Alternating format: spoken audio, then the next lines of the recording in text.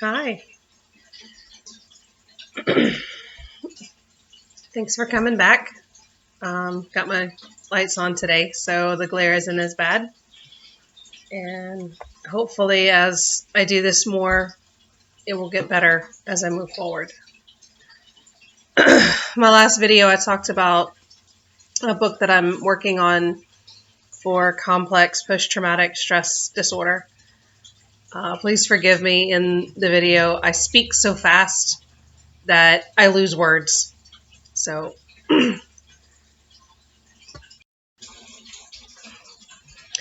So as I'm speaking, sometimes I will drop a word here and there, or I will push them together. It's a way of trying to get what's in my head out as fast as possible. When I was a child, I stuttered. I still do from time to time, but it's not as bad because I've learned to control the level and pitch of my speak. So I will work on it. The name of the condition is complex post-traumatic stress disorder. It differs from standard PTSD in that it is layers of trauma, as a rule coming from childhood, but that's not a hard and fast thing. It can occur later in your life, but it goes through prolonged situations or maybe individual situations that get stacked. And in an effort to help myself sort out where my situations are, I wanted to kind of walk through and say, okay, this is how my youth was, or this is how my young adulthood was, so that maybe I can come up with better ideas or better understanding of where mine triggers from. So I guess if we start from childhood, if you were to ask me on a day-to-day basis, I would probably tell you that I had a really good one. Because for the most part, I guess it was. Two parents, sort of the standard household. We had friends. We went to public school, and our school was really small. So it wasn't the inner city, narrative that you see on television where there's like 30 kids to a classroom and no one gets individualized attention. We had like 10 to a classroom. But I was also in a heavily religious area. I'm from the Deep South. So a lot of the values that were instilled in us, they didn't come just from like one family at church. It came from all around us at one time. That in and of itself can be picked apart, and I may pick that apart later.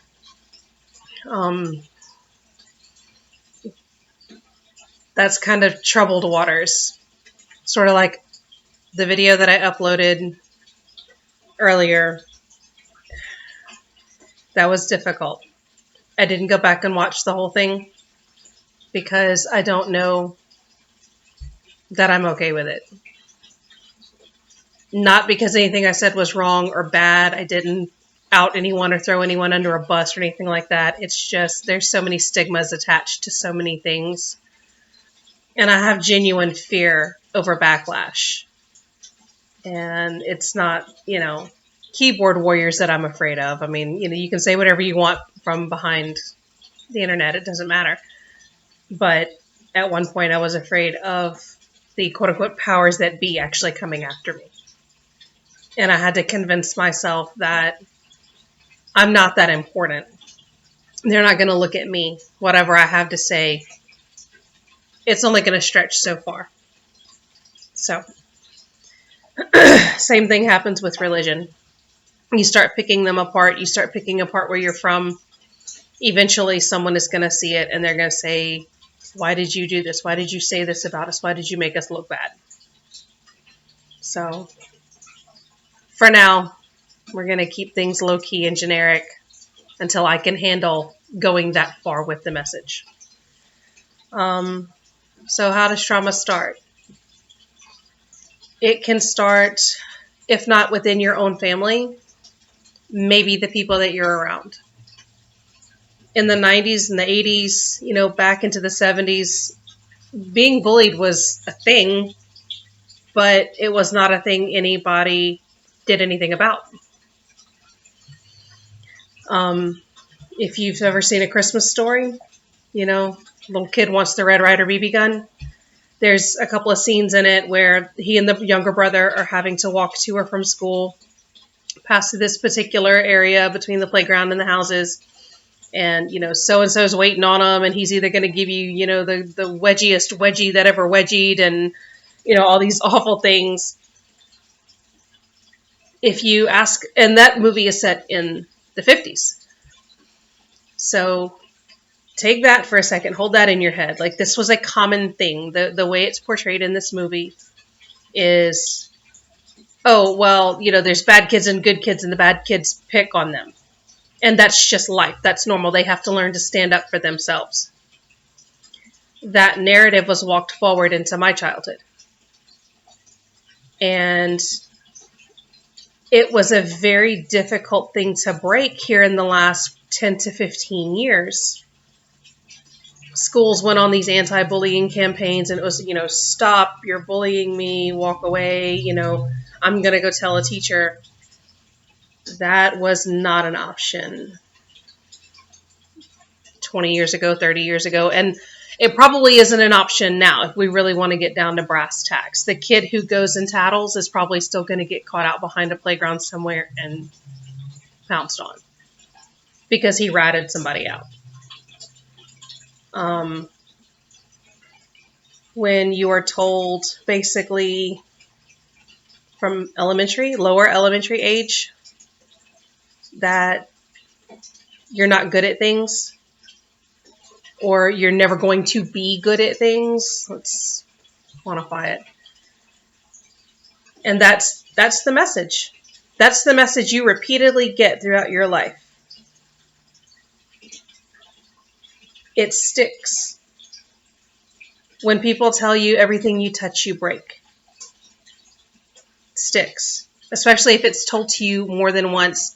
And if it's told to you by an integral human being to your life, a family member that you respect, whether it's a parent or an aunt or whatever, if it's a teacher, if it's your best friend's mom that you see, 5 times, 6 times a week, if it's somebody that's important to you, or should be important to you. Maybe they're just a part of your normal daily narrative as a kid, and they tell you all these negative things.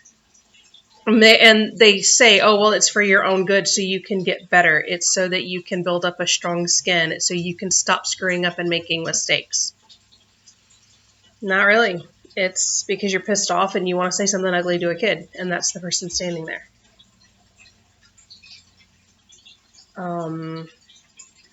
After a while, you just believe it.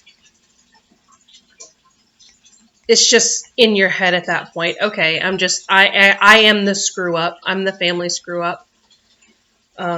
These days we laugh about it on Facebook, and we make memes, and we put little black sheep on, cute little decorative whatever, and we throw it up on the internet and say, if you're the black sheep of the family, raise your hand.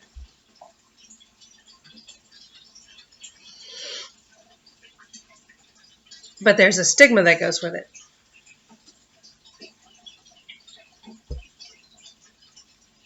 Not only was I picked on in school for being the weird kid, the skinny kid, the whatever, just take your pick.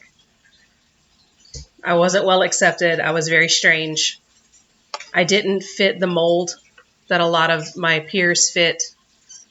So it was just a thing. To top that off, if you would have heard my parents tell it back in the day, I was this troubled teen who couldn't get herself together, and I had all these issues and problems, and they really struggled to get me on the right track. There was no skipping school, because where was I going to go? Everybody knew everybody. I took to wearing band t-shirts in ninth grade. I didn't see my first rock concert until like 11th or 12th grade. But yeah, I wanted to be grunge. I didn't know what grunge was because we were so far in the backwoods, but I knew I wanted to do something like that. I liked the style that I saw in the magazines. I was not constantly in trouble. I didn't sneak out of the house, again, because where was I going to go? Everybody knew everybody. I was going to get caught, so like things like that were not a thing.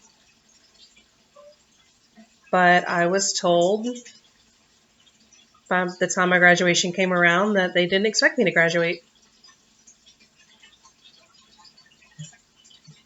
They expected me to have a kid by about 16 years old and just be that kid in the family. I wasn't expected to succeed in any way, shape, or form. And these were not extended family members telling me this. These were my parents.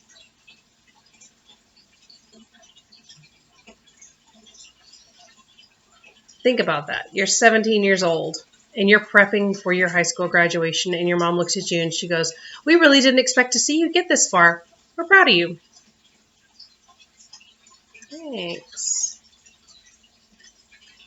That's fabulous. So, some of their expectations were fulfilled in that I didn't graduate college when I first went.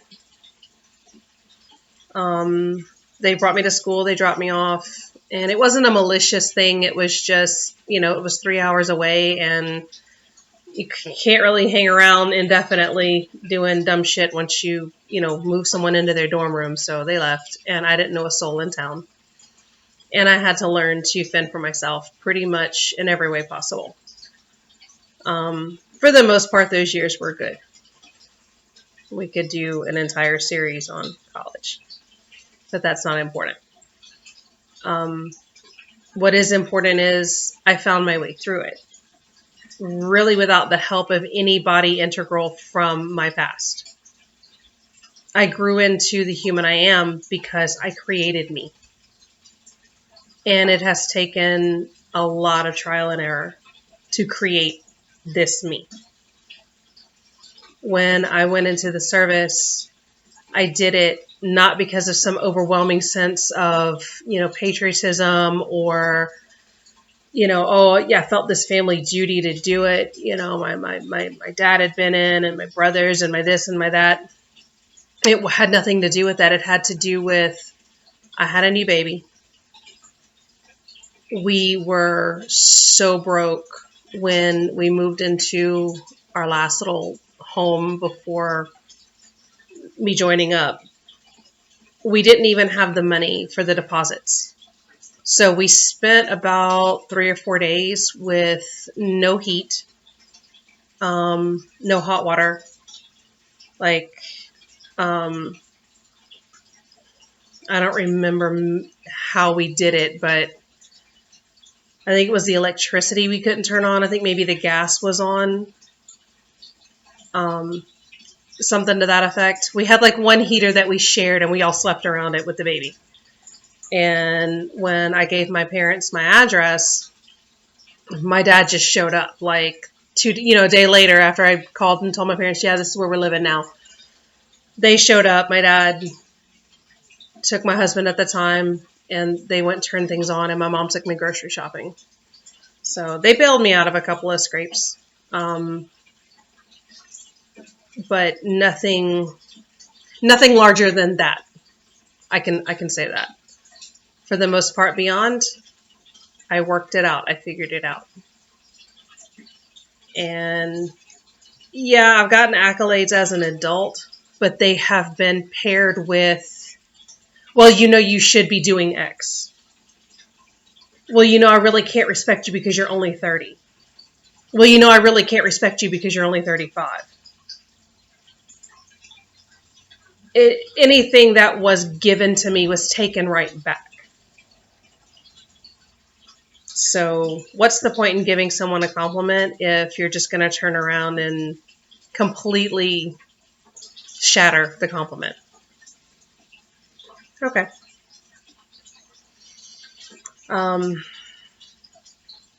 These things in and of themselves were not traumatic.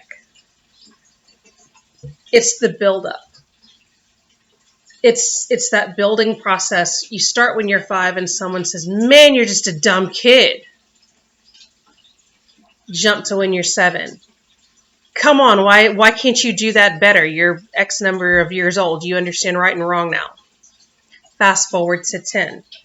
Man, you're just a skinny, ugly little thing. You're never going to be any better.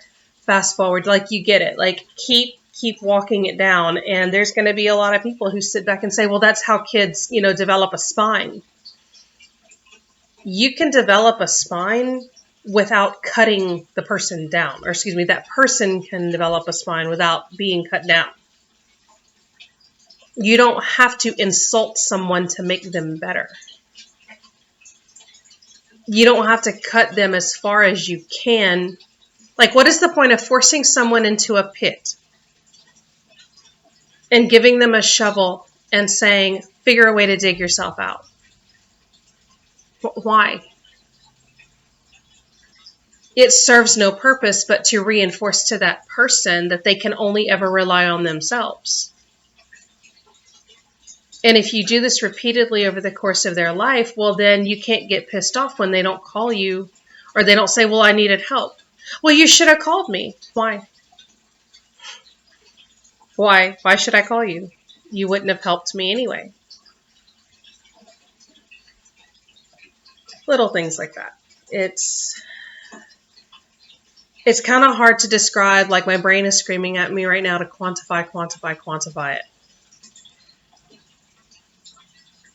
There are people who know what I'm talking about. You know exactly what I'm pointing at. You know every time your friends in school, back then we called them frenemies, I assume that's still a word. You know every time they looked at you and they made you the subject of their prank. Whether it was the whole school looking at you or if it was just key players, whatever. They went out of their way to deliberately make you look or feel foolish. Maybe it's siblings. If you have certain siblings that were hateful to you growing up more so than others. Anything of that regard. And if it's continual, if these are things that gradually built throughout your entire childhood through your adolescence, and then you got to leave home at a certain point and you're like, yes, I am free. I can be myself. And, you're wearing band t-shirts, thinking you look normal like all these other people, but you're still trapped in a specific surrounding where you still don't fit. You're still going to be picked on. You're still going to be the weird one. You're still going to be kind of put out and pushed to the side and told, well, you're just not normal. We're going to push you over there.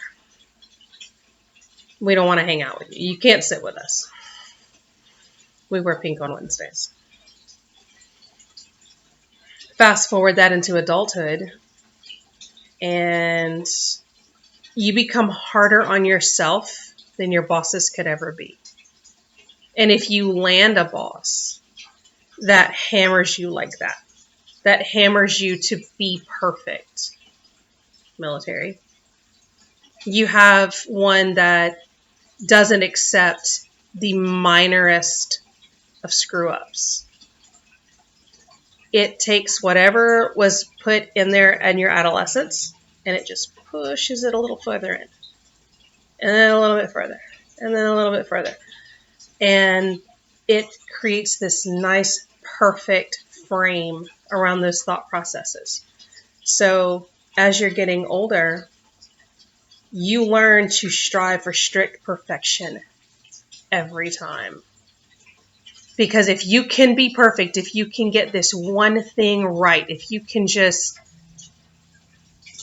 make it so beautiful, you're going to make people so proud of you. You're going to win. You're going to be there and they are going to shower you and it's going to be outstanding. Well, then you do the thing and you get some praise, like you get appropriate praise. And you're like, well, shit. Okay, There's that other thing I can do. If I get that perfect, if I get it just right. And it starts to snowball effect. So your therapist looks at you after, 20 years of chasing dreams that some work out, some crash and burn. And they're going, well, you've really got to get out of these stuck points, and you've got to start looking at why you're chasing those dreams. This thing is not going to make you happy. You're going to make you happy. Okay, sure, doc, you're right. But my parents didn't teach me that I needed to be happy. My parents taught me that happiness is irrelevant. Oh, you want something? Who cares? Oh, happiness? You think to be in life is to be happy? No, life is pain, or life is work, or life is whatever they decided it was because they were pissy the day that you were trying to achieve something. So all of these things are rooted together. It's like when you pull a grass root up out of the ground and you see that long stem and all the little roots coming off of it in sections. That's what this is. That long stem are your memories. And a lot of this you may not even remember. Like, you may not remember that specific moment when, someone said that you were a lazy 12-year-old after you had just cleaned the whole yard or something, and when you went and sat down. But you will remember, your body, your neuropath will remember how you felt. So from that point forward, every time someone uses a specific word, or every time someone comes at you in a specific way, your body is going to lock up and you're going to have this visceral reaction to it. And it can range from anything from irrational fear or anger to wanting to hide and just go in your house and say, well, screw doing anything at all. Or maybe you want to, come back and you're just like, okay, maybe if I make them super, super, super happy, I'll bake them a cheesecake and then they're going to love me and they won't come after me anymore. These are all inherent reactions to those built up issues. And one of the hardest things is being able to break it down and sit back and say, well, wait a minute. Why did I just freak out, freeze, whatever the thing is that you do? Like, that's a really arbitrary thing. Why is it affecting me? Sometimes it can be a word. Maybe there was a particular word that someone called you or said in reference to you over and over. So now these days when you hear that word, you bristle, and you don't know why you bristle, but you do.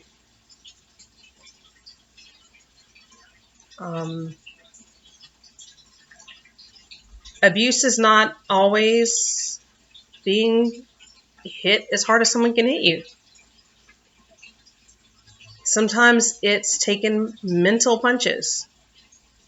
It's taking emotional punches. And once the 90s hit, those things, we were trying to break out of that. Like the people my age and a little older than me, like me and my sister's age. I'm like at the tail end of Gen X.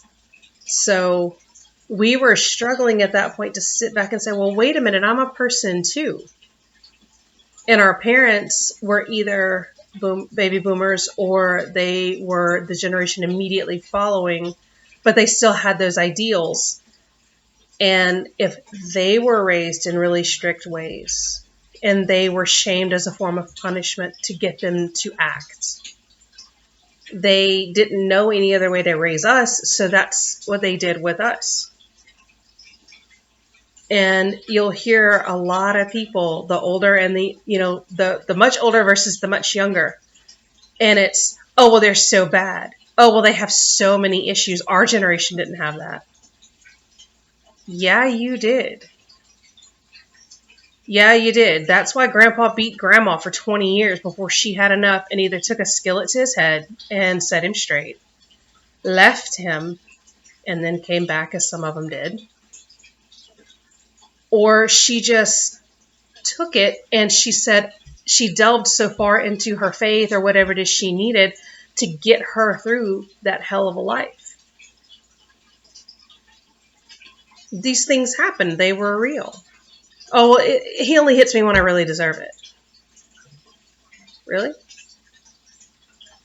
Okay, well, maybe he wasn't physically abusing her. But he reinforced the idea that she can't do the bills because she's really crap with money. So she doesn't get the checkbook ever. Never mind that she could probably factor circles around anyone near her. But the stigmas and like what we consider the old school way of thinking, they're just tiny little insidious abuses. And just because that generation accepted it as the norm doesn't make it correct.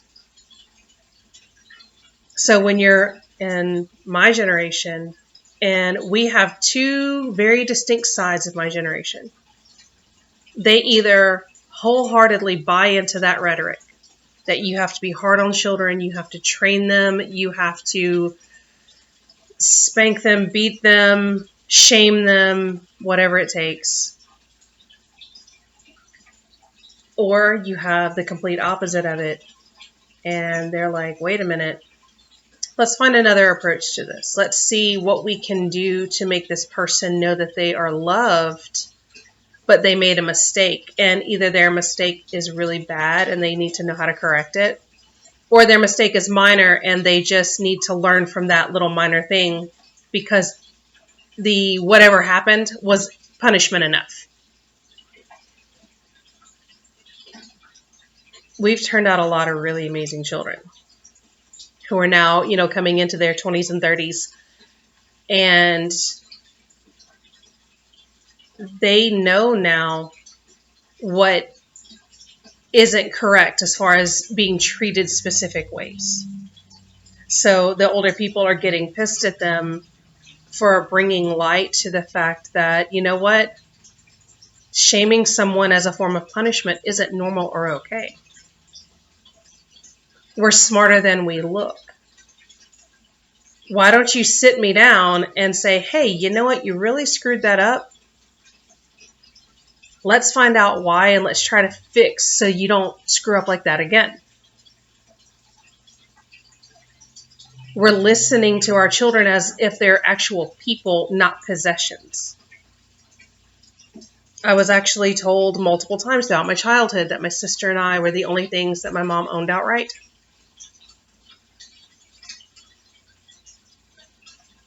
We're children. We're not possessions. Human beings are not possessions. It's inherently wrong, and it's just, it's incorrect. It just is.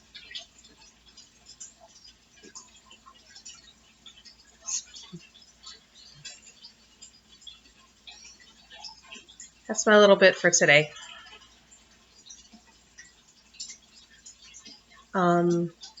I've been working it around trying to figure out where some of these thoughts come from. And at first, I would put the book down for like 2 days and not pick it back up because it had my brain on overload. Now I'm beginning to process it, and I'm beginning to understand where that overload is coming from. And I'm beginning to notice, okay, this was a thing. This was a thing. Right now I can just talk about childhood and adolescence, those first 18 to 20 years when you're still kind of malleable. Things happen in adulthood as well. And whether it's, a spouse and what you go through with that spouse, spouse's family, maybe even friends of theirs, like people within your circle can have these effects on you. And it's just a matter of finding out who had the effect, how deep, and the who is so you know how deep it runs. That's how it is for me. I need to know where this stemmed from, how long it's been there. Like, I need to know. I need to know why. That's a me thing. Some of it strictly from my parents and the way they were, some of my family members, and some of it came from the church. I don't remember being taught that God was good and forgiving and loving. I don't remember being taught that. I remember being taught that God punished, and that being the heavy message.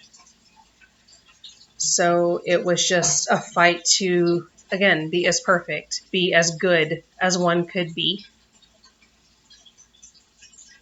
So little things like that. They get in, they sneak in, they stick.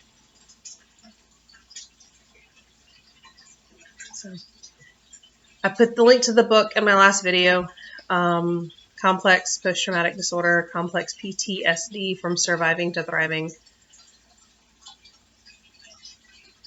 It's good. It works. There are a ton of internet sources if you can't afford the book right now or whatever. Real quick Google search will bring up quite a bit of information. What I started doing, I like good pens, so that's what I did. I bought a bunch of good pens to force myself to write, because if you have a pen, you're going to want to use it. And I had a couple of journals from Christmases and whatnot that I had not broken into, so I opened one up, and as these things come up to me, I'm trying to write them down. Why am I angry today? Why am I afraid today? My husband said this thing to me. Why am I ready to just take his head off? Like, it's very arbitrary.